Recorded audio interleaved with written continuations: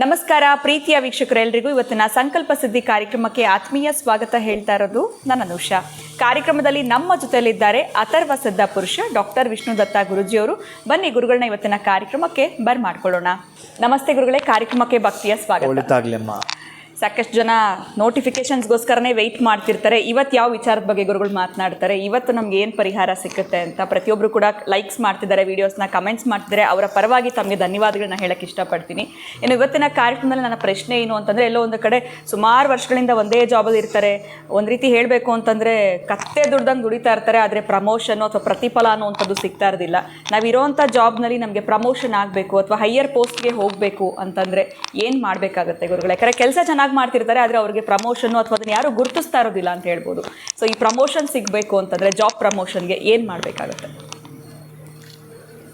ಓಂ ವಿಶ್ವಸ್ಮೈ ನಮಃ. ಪ್ರೀತಿಯ ಬಂಧುಗಳೇ, ಅದು ಪ್ರಮೋಷನ್ ಜಾಬ್ನವ್ರಿಗೆ ಅಷ್ಟೇ ಸಂಬಂಧಪಡಲ್ಲ. ಮನೆಯಲ್ಲಿ ಅತ್ತೆಯಿಂದ ಸೊಸೆಯೂ ಕೂಡ ಒಂದು ಪ್ರಮೋಷನ್ ಪಡ್ಕೋಬೇಕಾದರೂ ಕೂಡ, ಅಥವಾ ಎಷ್ಟೋ ವರ್ಷಗಳ ಕಾಲ ಇದೇ ಪೋಸ್ಟಲ್ಲಿ ಎಣಗಾಡಿ ಸಾಕಾಗಿದೆ, ನಮಗೆ ಒಂದು ಪದವಿ ಮೇಲ್ಮನವಿ ಇಂದ ಪಡ್ಕೊಳ್ಬೇಕು ಅನ್ನೋದೇ ಆದರೆ ಪ್ರಮೋಷನ್ ಪಡ್ಕೊಳ್ತೀವಿ ಅಂತಂದರೆ ಕೆಲವೊಂದು ಕಾಲಗಳನ್ನು ನಮ್ಮ ವಶವನ್ನಾಗಿ ಮಾಡಿಕೊಳ್ಬೇಕಾಗತ್ತೆ.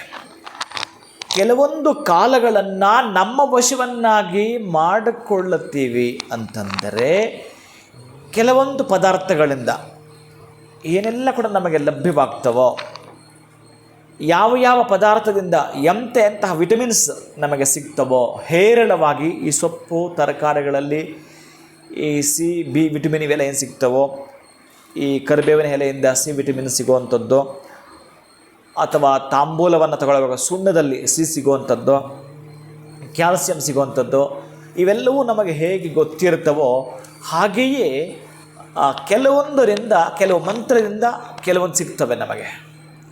ಅಂತಹ ಕೆಲವು ಪದವಿಗಳನ್ನೇನಾದರೂ ಪಡೆದುಕೊಳ್ಳಬೇಕು ಅನ್ನೋದೇ ಆದರೆ ಆಯಾಯ ಗ್ರಹಗಳು, ಈಗ ಆಯಾಯ ತರಕಾರಿಗಳು ಅದನ್ನು ಕೊಡೋ ಹಾಗೆ, ಆಯಾಯ ಪದಾರ್ಥಗಳು ಆ ಶಕ್ತಿಯನ್ನು ಕೊಡೋ ಹಾಗೆ ನಮಗೆ ಕೊಡುವಂಥದ್ದು ಈ ಸೂರ್ಯ ಶೌರ್ಯವನ್ನು, ಚಂದ್ರ ಇಂದ್ರ ಪದವಿಯನ್ನು, ಮಂಗಳ ಸನ್ಮಂಗಳವನ್ನು, ಬುಧನು ಬುದ್ಧಿಯನ್ನು, ಬೃಹಸ್ಪತಿಯು ಗುರುಬಲವನ್ನು, ಶುಕ್ರ ಶುಭವನ್ನು, ಶನಿಯು ಸರ್ವವಿಧದ ಮಂಗಳವನ್ನು, ರಾಹುವು ಬಾಹುಬಲವನ್ನು, ಕೇತುವು ಕುಲದ ಉನ್ನತಿಯನ್ನು, ಪಾರ್ವತಿ ರಮಣನಾಗಿರ್ತಕ್ಕಂಥ ಮೃತ್ಯುಂಜಯ ಮೃತ್ಯುವನ್ನು ಪರಿಹರಿಸಿ ಅಮೃತ ರೂಪವಾದ ಮೋಕ್ಷವನ್ನು, ಸದಾಕಾಲ ಅನ್ನ ವಸ್ತ್ರ ಪಶು ಸಂಪತ್ತು ಕೊಡುವವರು, ಕೊಟ್ಟಿದ್ದನ್ನು ಅಭಿವೃದ್ಧಿ ಪಡಿಸುವವರು, ಕ್ಷಿಪ್ರದಲ್ಲಿ ನಾವೇನು ಬೇಡ್ತೀವೋ ಅದನ್ನು ಕೊಡ್ತಕ್ಕಂಥವ್ರು ಯಾರು ಅವ್ರನ್ನ ನಾವು ಏನು ಪಡ್ಕೊಳ್ಬೇಕು. ಹಾಗೆಯೇ ಆಯಾಯ ಅಧಿದೇವತೆ, ಆಯಾಯ ಪ್ರತಿದೇವತೆ ನಿಮಗೆ ಅದನ್ನು ಕೊಟ್ಟೇ ತೀರುತ್ತಾರೆ.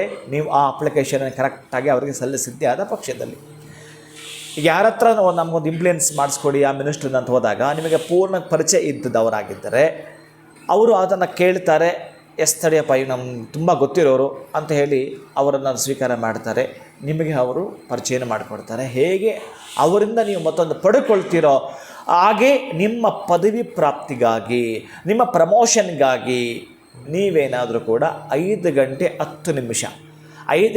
10 ನಿಮಿಷದ ಬ್ರಾಹ್ಮಿ ಲಗ್ನದಲ್ಲಿ ಏನಾದರೂ ಕೂಡ 21 ದಿನಗಳ ಪರ್ಯಂತ ನೀವೇನಾದರೂ ಬಹುಶಃ ಭಾಳ ಪ್ರಮುಖವಾಗಿರ್ತಕ್ಕಂಥ ಘಟ್ಟ. ಯಾಕಂದರೆ ಇಲ್ಲಿ ಚಂದ್ರ ಇಂದ್ರ ಪದವಿಯನ್ನು ಕೊಡ್ತಾನೆ. ಅದಕ್ಕೆ 21 ಅಂತ ನಾನು 2 ತಗೊಳ್ತೀವಿ, ಅಲ್ಲಿ ಚಂದ್ರ ಮತ್ತು 1 ಅದನ್ನು ನೀವು ತಗೊಳ್ತೀವಿ, ಒಬ್ಬ ವ್ಯಕ್ತಿನ ತಗೊಳ್ತೀವಿ. ಹಾಗೆ 2 ಕೂಡ ಕ್ರೋಢೀಕರಿಸಿದಾಗ ಸಿಗ್ತಕ್ಕಂತಹ ಸಂಖ್ಯೆ, ತುಲನೆ ಮಾಡಿದಾಗ ಸಿಗ್ತಕ್ಕಂತಹ ಸಂಖ್ಯೆ ಕೂಡ ಬಹಳ ಪ್ರಮುಖವಾಗಿರ್ತಕ್ಕಂತಹದ್ದು. ಈ ಜಪವನ್ನು ಯಾರು ಮಾಡುತ್ತಾರೋ ಅದಕ್ಕೆ ಪೂರ್ವ ದಿಕ್ಕಿಗೆ ಇಂದ್ರಾಧಿಪತಿ, ಆಗ್ನೇಯಕ್ಕೆ ಅಗ್ನಿ ಅಧಿಪತಿ, ದಕ್ಷಿಣ ದಿಕ್ಕಿಗೆ ಯಮ ಅಧಿಪತಿ, ನೈಋತ್ಯ ದಿಕ್ಕಿಗೆ ನಿರಋತಿ ಅಧಿಪತಿ, ಪಶ್ಚಿಮ ದಿಕ್ಕಿಗೆ ವರುಣ ಅಧಿಪತಿ, ವಾಯುವ್ಯ ದಿಕ್ಕಿಗೆ ವಾಯುದೇವರು ಮುಖ್ಯ ಪ್ರಾಣದೇವರು ಅಧಿಪತಿ, ಇನ್ನು ಉತ್ತರ ದಿಕ್ಕಿಗೆ ಕುಬೇರ ಅಧಿಪತಿ, ಐಶಾನ್ಯಕ್ಕೆ ಈಶಾನಾಧಿಪತಿ, ಹಾಗಾಗಿ ಈ ದೇವತೆಗಳು ನಮ್ಮನ್ನು ಪ್ರೊಟೆಕ್ಟ್ ಮಾಡಲಿಕ್ಕೆ ಇರ್ತಕ್ಕಂತಹದ್ದು, ರಕ್ಷಣೆ ಮಾಡಲಿಕ್ಕೆ ಇರ್ತಕ್ಕಂಥದ್ದು. ಈಗ ಯಾರು ನಮಗೆ ಹೆಚ್ಚಿನ ಪ್ರಾಧಾನ್ಯತೆಯನ್ನು ಕೊಟ್ಟು ನಮಗೆ ಕೊಡಬೇಕು, ನಾವು ಅದನ್ನು ಸ್ವೀಕಾರ ಮಾಡಬೇಕು ಅನ್ನೋದಾದರೆ ಭಾಳ ಪ್ರಮುಖವಾಗಿರ್ತಕ್ಕಂತಹ ಘಟ್ಟ ಅಂತಂದರೆ ನೀವಿಲ್ಲಿ ಗಮನಿಸಬೇಕಾಗಿರ್ತಕ್ಕಂತಹದ್ದು, ಈ ಒಂದು ಉಂಗುರದ ಬೆರಳಿಂದ ಓಂ ಲಂ ಬರ್ಕೊಂಡಿದ್ದೀರಿ. ಹಾಗೆಯೇ ನಿಮ್ಮ ಎಡ ಹಸ್ತದಿಂದ ಈ ಬಲಗೈಯಲ್ಲಿ, ಎಡ ಹಸ್ತದ ಉಂಗುರದ ಬೆರಳಿಂದ ಬಲ ಹಸ್ತದಲ್ಲಿ ಓಂ ಲಂ ಇಷ್ಟೇ ಬರೀತೀರಿ. ಓಂ ಲಂ ಅನ್ನೋದು ಮಾತ್ರ ಇದೆ ಬರೆದಿರೋದು, ಬಟ್ ನೀವು ಉಚ್ಚಾರಣೆ ಮಾಡಬೇಕಾಗಿರ್ತಕ್ಕಂಥದ್ದು, ಉಚ್ಚಾರ ಮಾಡಬೇಕಾಗಿರ್ತಕ್ಕಂತಹದ್ದು ಇಂದ್ರಾಯ ನಮಃ. ಓಂ ಲಂ ಇಂದ್ರಾಯ ನಮಃ. ಇಂದ್ರಾಯ ನಮಃ ಬರೆಯೋದಲ್ಲ, ನೀವು ಮಾನಸಿಕವಾಗಿ ಮನನ ಮಾಡ್ತಾ ಇದ್ದೀರಿ. ಲಿಪ್ ಮೂಮೆಂಟ್ ಬರೆದ ಹಾಗೇ ಈಗ ನಾನು ಹೇಳ್ತಾ ಇದ್ದೀನಿ.